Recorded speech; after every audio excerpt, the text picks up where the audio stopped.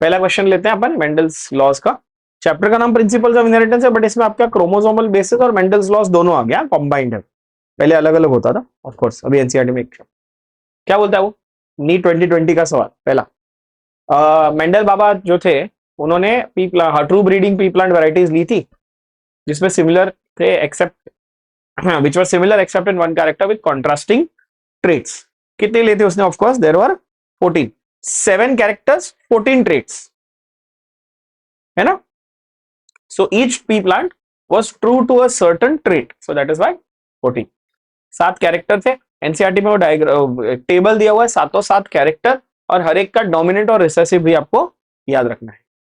Among the following, which was the character not considered by Mendel in his experiments on the pea plant? क्या seed का colour उसने देखा था? हाँ। Pod का कलर, पॉड का इन्फ्लेटेड या कंस्ट्रिक्टेड शेप, यस। स्टेम का हाइट, टॉल और डॉफ, यस। क्या ट्राइकोम्स के बारे में कुछ भी बात की थी मेंडल ने? बिल्कुल भी नहीं। तो आंसर है ऑप्शन ए। ठीक है, seed colour, seed shape, pod colour, pod shape, उसके बाद क्या बोलते हैं, स्टेम का ये, फिर फ्लावर का पोजीशन और फ्लावर का कलर, है ना, ये था। Which one of those given below is a period for Mendel's hybridization experiment? बहुत इंपॉर्टेंट क्वेश्चन, बहुत इंपॉर्टेंट क्वेश्चन। मैंने जो आपको पीडीएफ दिया उसमें मैंने हाईलाइट किया है, लिख के दिया है कितने साल तक मेंडल ने काम किया था, कितने साल तक काम किया था। 1856 to 1863, that is total of 7 years he conducted the experiments। Okay, ये नीट 2017 में, मतलब ज्यादा पुराना नहीं है, रिसेंटली आया हुआ है क्वेश्चन, 4-7 साल पहले, 6-7 साल पहले। हाँ, एग्जैक्ट टाइम ड्यूरेशन। मेंडल का बर्थ ईयर 1822 और रीडिस्कवरी ऑफ मेंडल्स वर्क 1900। कुछ लोग 1900 बोलते हैं, कुछ लोग 1901। ठीक है। In his classic experiments on P plant Mendel did not use, इसमें से किसका क्या उसने यूज नहीं किया था? शेप लिया था, हाँ। फ्लावर लिया था, यस, ये लिया था। पॉड लेंथ नहीं लिया था, ऑफ कोर्स, है ना। Answer is option D. ठीक है, मेंडल वाले क्वेश्चन तो काफी स्ट्रेट फॉरवर्ड और इजी होते हैं, इससे कुछ how many pairs of contrasting characters, question को अच्छे से पढ़ना, गलती नहीं करना। कितने pairs of contrasting character, character कितने लिए थे? 7। ट्रेट कितने लिए थे? 14। पहले क्वेश्चन में ये वाला 14 ये ट्रेट्स थे, ठीक है, और ये था 7 characters. Which one of the following traits of garden pea was studied? Which one was a recessive feature? इनमें कौन सा वाला जो है वो रिसेसिव फीचर था? कौन सा था? सीड कलर ग्रीन जो है वो रिसेसिव होता था। सीड कलर के लिए येलो और ग्रीन, है ना। एक्सियल फ्लावर पोजीशन तो डोमिनेंट था, या टर्मिनल जो है वो रिसेसिव था। Green capital G small G, है ना, green pod colour, and round capital R small R, बरोबर है। यस, येलो राउंड है ना, yellow was the dominant seed colour ना। Gene controlling 7p characters are known to be located in how many different chromosomes? ये तभी Mendel को पता था क्या? नहीं, बट मेंडल वाज लकी, ऐसा मैंने लिख के दिया हुआ है उसमें नोट्स में। Mendel was lucky because 7 different genes were on 7 different characters, which means there was basically no linkage as such। ठीक है, there's no linkage। No, actually there are there are 7 different chromosomes। अब question क्या पूछा उसने? हाँ, P plant में 7 chromosomes होते हैं, पी प्लांट में 7 क्रोमोसोम्स होते हैं, पर ये जो 7 कैरेक्टर्स मेंडल ने लिए थे वो सिर्फ 4 क्रोमोसोम्स पे थे। हाँ, ठीक है, थोड़ा सा क्वेश्चन को समझो, मैंने गलती की क्वेश्चन को इंटरप्रेट करने में, पढ़ने में। अगर वो पूछे कि भाई पी प्लांट में कैरेक्टर क्रोमोसोम कितने, तो क्या बोलोगे? 7 पेयर्स, ठीक है। पर कितने क्रोमोसोम्स पे एक्चुअली वो सारे कैरेक्टर्स प्रेजेंट है जो मेंडल ने पढ़े? 4। बट ये मेंडल को पता नहीं था, मेंडल को जीन्स वो तो फैक्टर बोल के निकल गया था, है ना। इनमें से कौन सा वाला डोमिनेंट है बता दो? 8th वाला डोमिनेंट कौन है? Green pod colour of course is dominant. Who is the father of genetics? Mendel, Gregor Johann Mendel. Morgan is known as the father of experimental genetics. इन्होंने ड्रोसोफिला पे काम किया था। Father of TH Morgan, Thomas Hunt Morgan, right. What is the contribution to the success of Mendel? इसमें से कौन सा factor था जो मेंडल के सक्सेस के लिए कारण बना, जो रीजन था? क्वालिटेटिव एनालिसिस ऑफ डेटा किया था मेंडल ने, क्वालिटेटिव एनालिसिस ऑफ डेटा किया था, हाँ किया था क्या? नहीं, उसने क्वांटिटेटिव एनालिसिस किया था, उसने क्वांटिटेटिव एनालिसिस किया था, क्वालिटेटिव नहीं। उसने तो सिर्फ डेटा रखा था, नंबर ना, रेशियोज बनाए थे। क्वालिटेटिव कहां गया? Observation of distinct inherited traits नहीं। नॉलेज ऑफ बायोलॉजी था क्या? नहीं। Consideration of one character at a time, yes. अगर वो मल्टीपल कैरेक्टर्स कंसिडर करता तो फंस सकता था। One of the factors of his success was that he considered one character at a time, तो उसको लिंकेज वगैरह का ज्यादा स्ट्रेस नहीं हुआ। ओके, और वो लकी भी था, जैसा मैंने बार बार कहा, लकी भी था बहुत। Identify the wrong statement with reference to I gene that controls A, B, O blood group. Right? Wrong statement पूछा है। क्या इसके 3 डिफरेंट अलील्स हैं? हाँ। कौन सा? IA, IB, IO, small I. IO को हम लोग क्या लिखते हैं? स्मॉल आई, है ना? एनसीईआरटी यही बोलती है ना। आप IO भी चाहते तो लिख सकते थे, बट स्मॉल आई ज्यादा सही। ओके, तो इसके 3 अलील्स है, ये बात तो सही है, ठीक है। Person will have only 2 of the 3 alleles, obviously her person सिर्फ डिप्लॉयड ही होता है ना, तो 2 ही होंगे, ठीक है। IA और IB से present together, they express the same type of sugar? No, not at all. IA and IB together present AB blood group, which means a different antigen, right? Not the same antigen, a different antigen. Allele I does not produce any sugar. Sugar मतलब यहाँ पर when they say sugar, what do you mean? Antigen, okay? जो RBC के surface पे present होता है, ठीक है? Okay. नेक्स्ट क्वेश्चन देखो, एंटीराइनम स्पीशीज स्नैपड्रैगन फ्लावर है ना, दिया है ना एनसीईआरटी में। Red flower was cross with white flower, F1 generation, all pink flowers, when pink flowers were self F2 generation, so white, red and pink. Choose the incorrect statement. Law of segregation does not apply, ऐसा है क्या? Law of segregation is universal, हर जगह apply होता है ना, ठीक है। तो डज नॉट अप्लाई, ये तो गलत हो गया, तो इनकरेक्ट हो गया। हमको चाहिए, अच्छा हमको इनकरेक्ट ही चाहिए, हाँ तो यही हो गया ना incorrect. Does not follow principle of dominance, ये तो सही बात है, डोमिनेंस को फॉलो नहीं कर रहा, ये तो इनकम्प्लीट डोमिनेंस हो रहा है ना। फिर पिंक कलर जो है इनकम्प्लीट डोमिनेंस है, सही है। और रेशियो क्या है?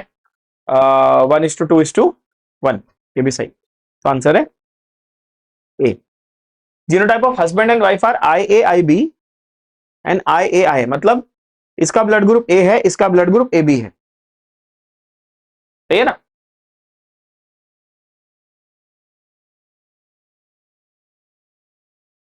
ये रहा AB और ये रहा A, तो मान लो ये हस्बैंड है, ये वाइफ, ठीक है। Among the blood type of the children how many different genotypes and phenotypes are possible? ओहो नाइस, तो ऐसा करना है ना, AB मान लो ये हस्बैंड है और AO ये वाइफ है। बच्चों में क्या क्या पॉसिबिलिटी है? AA पॉसिबल है, हाँ। AO पॉसिबल है, हाँ। AB पॉसिबल है, हाँ। BO पॉसिबल है, हाँ। तो कितने जीनोटाइप? 4 अलग अलग जीनोटाइप दिख रहे हैं, हाँ। ये वाला A ब्लड ग्रुप है, ये वाला भी A ब्लड ग्रुप है, ये AB ब्लड ग्रुप है और ये B ब्लड ग्रुप है, मतलब फिनोटिपिकली 3 पॉसिबिलिटी और जीनोटिपिकली 4। कॉम्बिनेशन 1 2 3 4, 4 अलग अलग बने, बट ब्लड ग्रुप एक्चुअल एक, ये दोनों A है ना, 1 2 और 3, तो फिनोटाइप 3 है, जीनोटाइप 4 है, यानी आंसर होगा ऑप्शन बॉम्बे यानी कि बी। बहुत प्यारा क्वेश्चन, बहुत ही मस्त क्वेश्चन, ठीक है। प्यूनेट स्क्वायर बना के सिंपल से सॉल्व कर। Tall true breeding garden pea plant is cross with dwarf true breeding, है ना, टॉल टू डॉर्फ, ठीक है। F1 की सेल्फिंग कर दी, F1 की सेल्फिंग भी कर दी, अच्छा ठीक है, F1 की सेल्फिंग भी कर दी, तो क्या मिला? तो ये तो बेसिकली वो क्या बोल रहा है, वो आपको बोल रहा है कि रिजल्टिंग प्लांट जो है F2 generation of monozygous, monohybrid cross ना, तो आंसर है option C, tall, tall heterozygous and dwarf ना, 1:2:1, राइट। अब इसमें अपनी टेंडेंसी होती है ये मार्क करने की, ये फिनोटिपिक रेशियो हो गया ना, ये ज्यादा स्पेसिफिक पूछ लिया ना उसने। क्या मैं बोल सकता हूं A और C दोनों सही है, बट ये वर्ड से अब समझ में आया, C सही है। Genotypes, okay. Gene showing codominance, अगर एक जीन है जिसमें कोडोमिनेंस दिख रहा है तो उसमें क्या होता है? Alleles are recessive to each other, नहीं। Both alleles independently express, yes. दोनों अलील्स इंडिपेंडेंटली एक्सप्रेस होंगे, उसको क्या बोलेंगे? कोडोमिनेंस। एग्जांपल बहुत इंपॉर्टेंट, रोवन कैटल कलर, मैंने मार्क भी किया एनसीईआरटी के नोट्स में, मैंने लिख के भी दिया है, रोवन कलर ऑफ कैटल या फिर डॉग्स, और मतलब डॉग्स कैट्स कैटल, इनमें पैचेस ऑफ स्किन अलग अलग कलर की जो मिलती है ना, वो क्या है? Classic example of codominance. Alleles are, what are alleles? Alleles are different forms of a gene. Alleles का डेफिनेशन ही यही है। व्हाट आर अलील्स का डेफिनेशन है? Different forms of a gene. जैसे कैरेक्टर का होता है ट्रेट, वैसे ही जीन का होता है अलील। कैरेक्टर का होता है ट्रेट और जीन का होता है, तो कैरेक्टर को जीन कंट्रोल कर रहा है तो ट्रेट को अलील कंट्रोल करे। मल्टीपल अलील्स कहां प्रेजेंट होते हैं? बहुत important, at the same locus of a chromosome. ये डायरेक्टली याद करना पड़ेगा। मल्टीपल अलील सिस्टम, आप अगर नोट्स आपने ध्यान से पढ़े हो तो मैंने एक सेपरेट पेज पे आपको 5 पोस्ट मेंडेलियन जेनेटिक्स लिख के दिया हुआ, नियो मेंडेलियन या पोस्ट मेंडेलियन, जिसमें codominance, incomplete dominance, multiple alleles, pleiotropy and polygenic inheritance, ये 5 लिख के दी। ठीक है, मल्टीपल अलील्स बहुत इंपॉर्टेंट है। उसमें मल्टीपल अलील्स कहां प्रेजेंट होते हैं? एक ही क्रोमोसोम के एक ही लोकस में, मतलब सिमिलर पोजीशन पे आपको मिले, या एटलीस्ट एक सेट ऑफ क्रोमोसोम के सिमिलर लोकस पे आपको मिले। ठीक है, ए ब्लड ग्रुप वाले आदमी की शादी बी ब्लड ग्रुप वाली लेडी से होती है, तो क्या क्या पॉसिबल ब्लड ग्रुप है उसके ऑफस्प्रिंग के? अब ऐसा तो उसने बोला नहीं है कि ए ब्लड ग्रुप वाला प्योर ए है या ए ओ है, और बी ब्लड ग्रुप वाली जो महिला है, ये जो पुरुष है, जो पुरुष है और ये जो महिला है, ये दोनों का जो ब्लड ग्रुप है वो प्योर है कि हेट्रोजाइगस है, बोला नहीं है।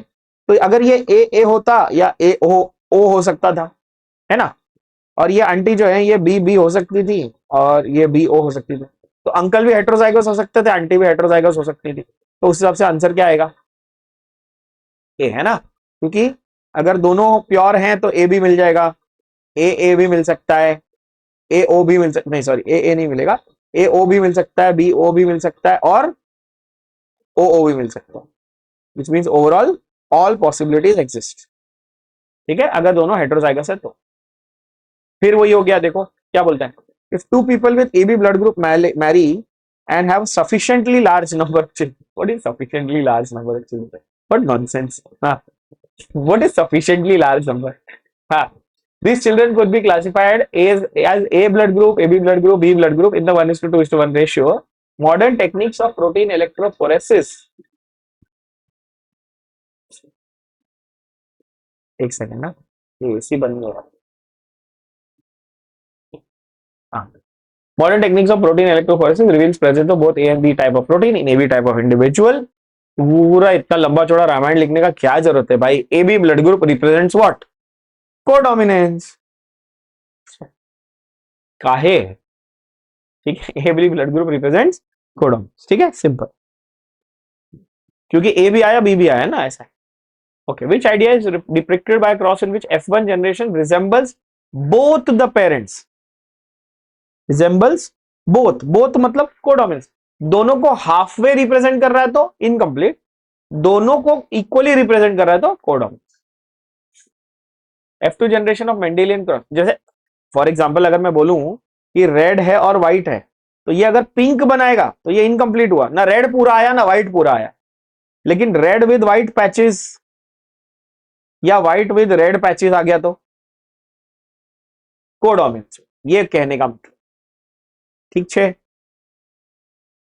F2 generation in Mendelian cross shows that both genotypic and phenotypic ratios are the same as 1:2:1. What does it represent? Obviously, it represents the case of codominance, है ना। कोडोमिनेंस भी है और इनकम्प्लीट डोमिनेंस भी हो सकता, दोनों हो सकता है ना, दोनों। सुनो, कोडोमिनेंस एंड इनकम्प्लीट डोमिनेंस, ठीक है, दोनों में genotypic as well as phenotypic ratio कितना है?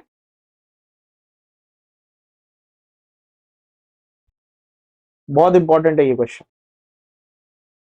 एक टेस्ट क्रॉस का 1:1 और एक ये दोनों का 1:2:1, ये बहुत इंपॉर्टेंट है। तो यहां पर टेक्निकली तो ए और डी दोनों सही हो सकता है। ठीक है, टेस्ट क्रॉस क्या है? अननोन जीनोटाइप, अननोन जीनोटाइप निकालने के लिए टेस्ट क्रॉस किया जाता है, यानी आंसर ऑप्शन ए। बार बार ये अननोन जीनोटाइप वर्ड बहुत इंपॉर्टेंट है। ठीक है, to determine the genotype test cross is carried out. What is test cross? Crossing with recessive parent, बोलो, crossing with any parent is what? Back cross,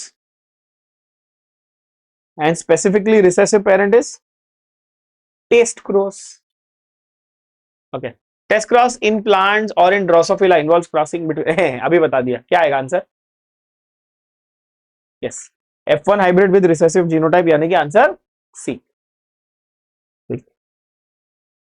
ABO blood group in humans are controlled by IA, IB and IS in there, ठीक है। How many phenotype, कितने phenotypes possible है humans में blood group के? A, B, AB and O, यानी कि answer is 4। How many phenotypes? When you say phenotype think of the actual manifestation. Manifestation मतलब क्या ब्लड ग्रुप इंसानों का दिखता है, वो पूछ रहा है। ओके एक प्लांट है जिसको डोमिनेंट फिनोटाइप जो है वो दिखा रहा है, इसका डिटरमाइन कैसे करा जाएगा genotype? Test cross. Determine genotype बोल दिया तो आंसर आ गया A, test cross. Which of the following can not be explained on the basis of Mendel's law of dominance? Mendel law of dominance से ये इसमें से कौन सी कैरेक्टर या कौन सी फैक्टर को एक्सप्लेन नहीं किया जा सकता? Units controlling a character is called factor, ये लॉ ऑफ डोमिनेंस पे आता है। हाँ, जो एक्सप्रेस हुआ वो डोमिनेंट है, नहीं एक्सप्रेस हुआ वो ये है ना, ठीक है। Out of one pair of factors one is dominant, other is recessive, सही बात है। Alleles do not show blending and they recover as such in F2, ये तो segregation of characters का स्टेटमेंट है ना। Alleles do not show blending, ये किसका स्टेटमेंट है? ये लॉ ऑफ सेग्रीगेशन का स्टेटमेंट है, लॉ ऑफ डोमिनेंस का स्टेटमेंट नहीं है ये। तो answer option C. Okay ABO blood group how many phenotypes? ये रिपीट हो गया ना, 4, ठीक है। Okay cross in which organism showing a dominant phenotype is cross with recessive parent? Recessive parent answer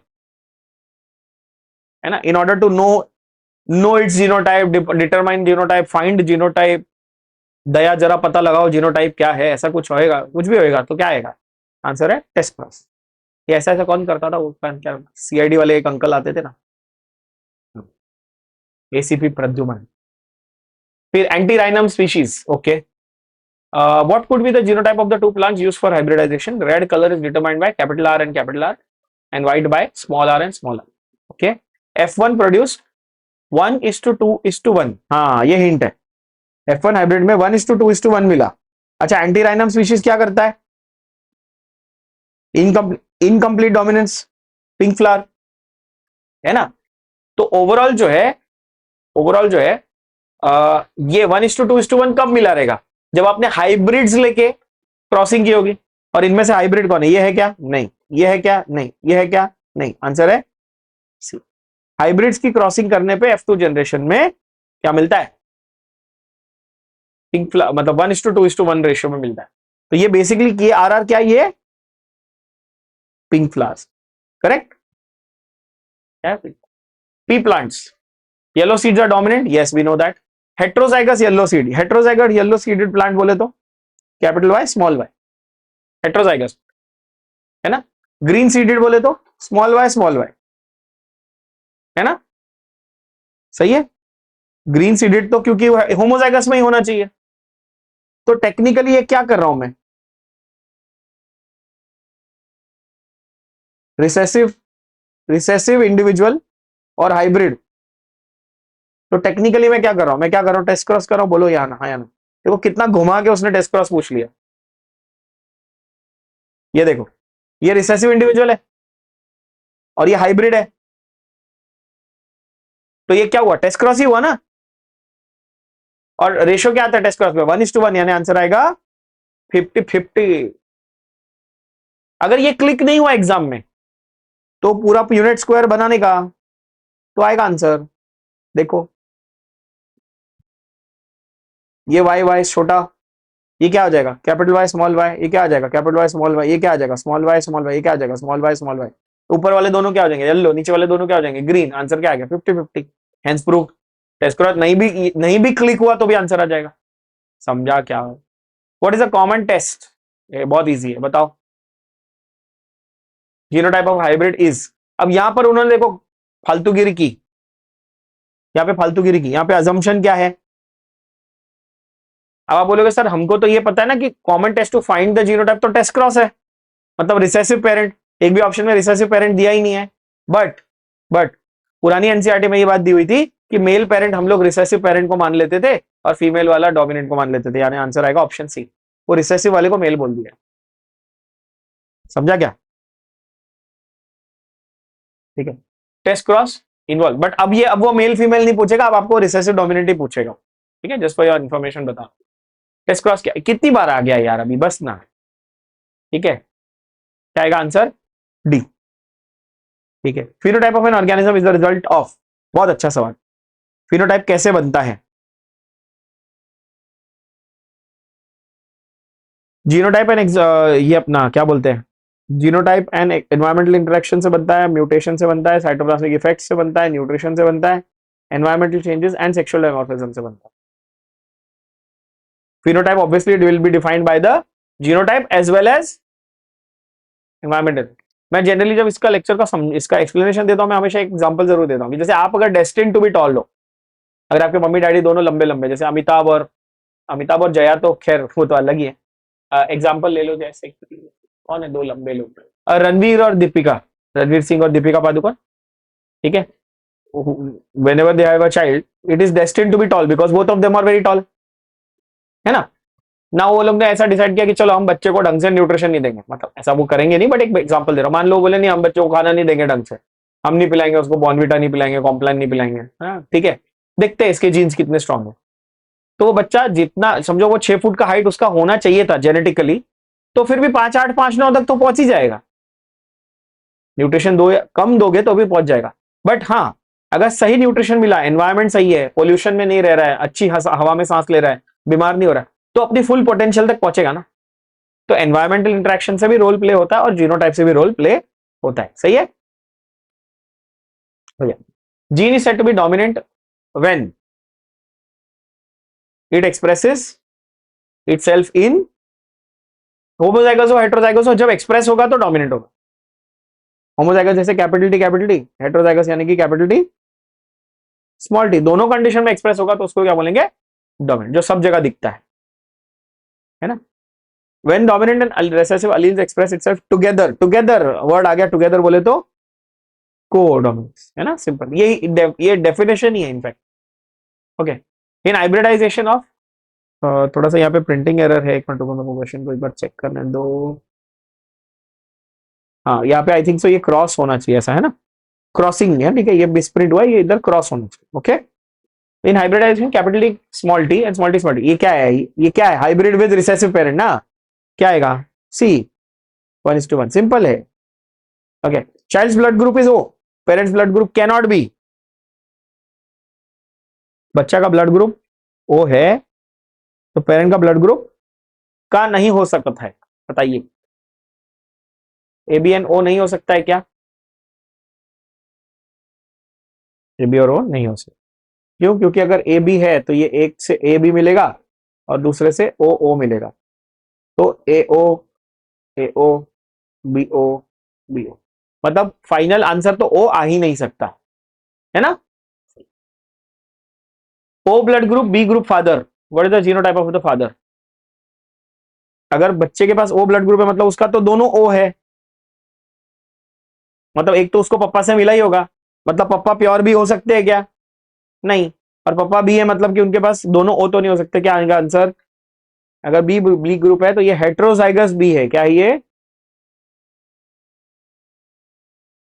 heterozygous B, homozygous B नहीं है, ये heterozygous B, ठीक है। अलील is dominant if it is expressed in both states, repeat question, organism with two identical alleles is called homozygous, दोनों same अलील है तो homozygous, अलग अलग होते तो हेटेरोजाइगस।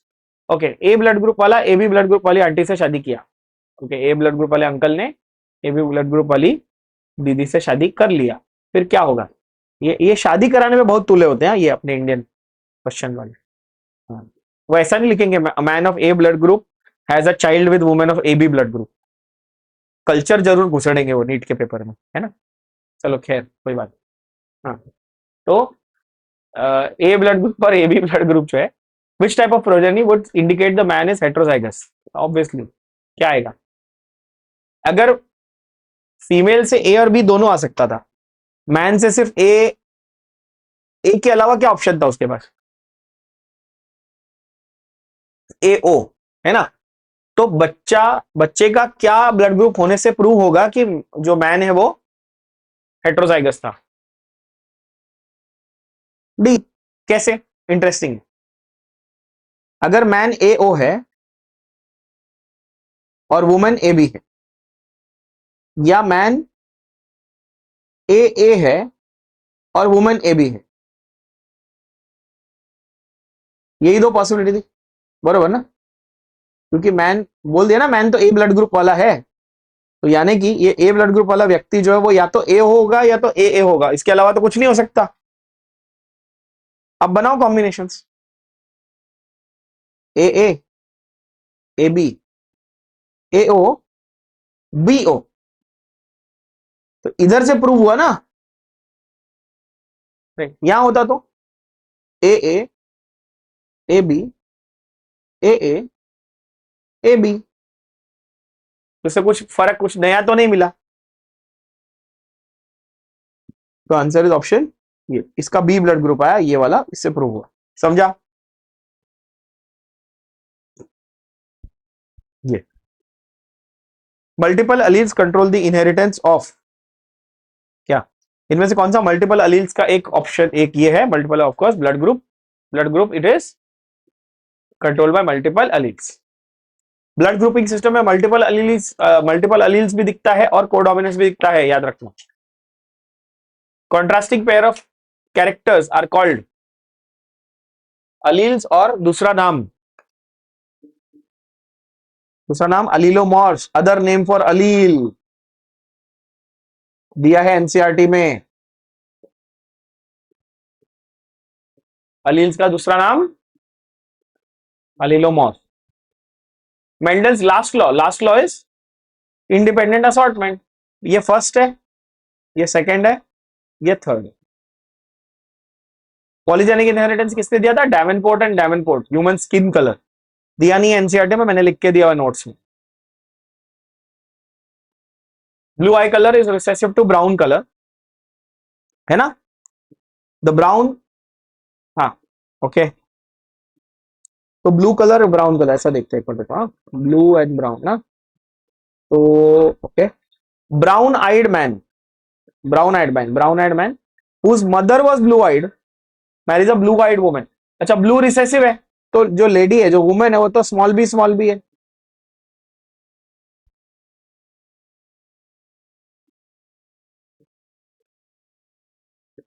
अच्छा जो मेल है वो ब्राउन आइड है ना,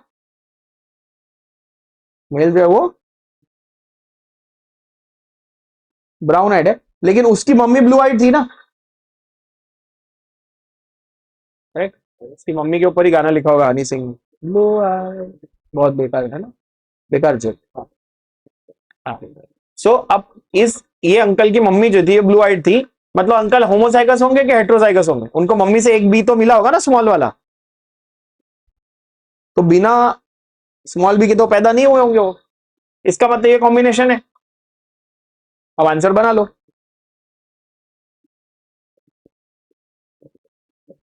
तो ये टेक्निकली क्या हुआ आप समझे? This man had a blue eyed mother, है ना, and he married a woman who is also blue eyed, which means like recessive parent ना, so test cross, correct, perfect, है ना, कितना घुमा घुमा के पूछा, है ना। अब ऐसा तो नहीं बोल सकता he married his mother, so indirectly पूछा कि मम्मी की भी ब्लू आइज थी, बीवी की भी ब्लू आइज है, तो क्या होगा, तो 1:1 रेशियो होगा ना बॉस, आंसर होगा ऑप्शन ए। समझ गया? हाँ जेनेटिक्स में ऐसी अजीब अजीब बातें होती है, ठीक है। Red antirrhinum species is crossed with white one offspring R W R पिग, दिस इज एग्जांपल, क्या है, incomplete dominance, A B O blood group is due to multiple. आपको रियलाइज हो रहा है क्वेश्चन किस पे है? सारे question blood group, incomplete dominance, multiple alleles, polygenic inheritance, test cross, बार बार आएंगे, पता है यही आने वाला, ऐसा है ना। अच्छा स्मॉल टी कैपिटल टी, क्या है रे, क्या आएगा? फिर वही हुआ ना, हाइब्रिड विद रिसेसिव, क्या 50%,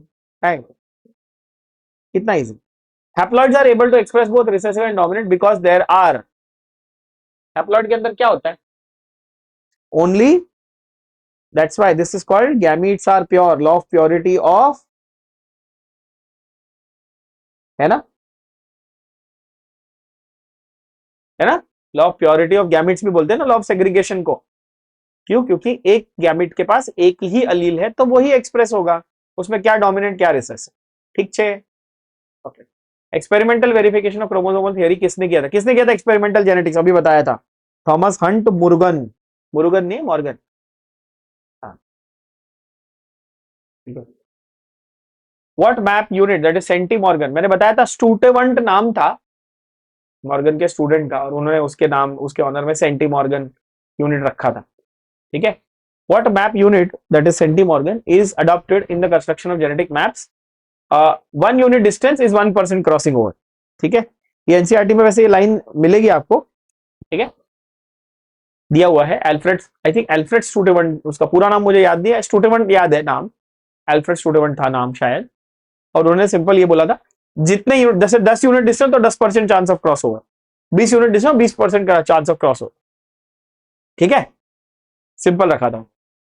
frequency of recombination between gene present on the same chromosome as a measure of the distance between was explained by, हाँ एल्फ्रेड स्टूटेवंट, बरोबर मैंने सही नाम बोला ना, Alfred Sturtevant. Sutton and Boveri, Sutton and Boveri दो अलग अलग साइंटिस्ट थे, क्या दिमाग लगाया देखो, Sutton Boveri, Sutton and Boveri दो अलग अलग साइंटिस्ट थे जिनका, जिन्होंने क्रोमोसोमल बेसिस ऑफ इनहेरिटेंस दिया, या क्रोमोसोमल थियरी ऑफ इनहेरिटेंस दिया।